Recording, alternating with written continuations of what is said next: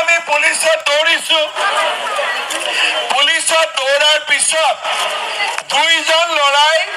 সমান নম্বৰ পালে কিন্তু যাৰ ঘৰত চাকৰি নাই সমান নম্বৰ পালেও তাৰ লগত চৰকাৰে 10 নম্বৰ লগাই দিব ঠিক আছে স্যাৰ এতিয়া কি হ'ব যে চৰকাৰী চাকৰি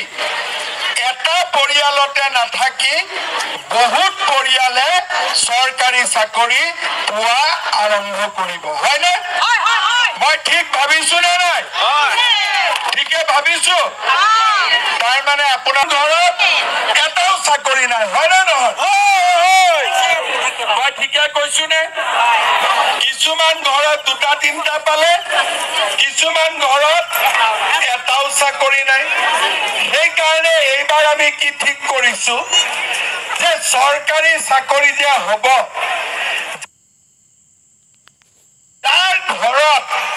এটাও চাকৰি নাই তাক আমি 10 নম্বৰ এক্সট্ৰা দিম যাতে সকলো ঘৰতে এটা চাকৰি হ'ব পাৰে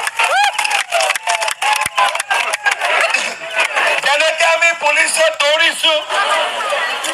পুলিচত দৌৰাৰ পিছত দুইজন লৰাই সমান নম্বৰ পালে কিন্তু যাৰ ঘৰত চাকৰি নাই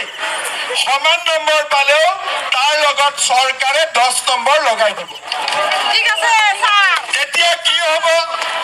যে চৰকাৰী চাকৰি এটা পৰিয়ালতে নাথাকি বহুত পৰিয়ালে চৰকাৰী চাকৰি পোৱা আৰম্ভ কৰিব হয়নে হয় হয় হয় মই ঠিক ভাবিছো নে নাই ঠিকে ভাবিছো তাৰ মানে আপোনালোকে চাওক চাকৰি অৰুণোদয় লাখপতি বাইদেউ অৰুণোদয় চৰকাৰী চাকৰি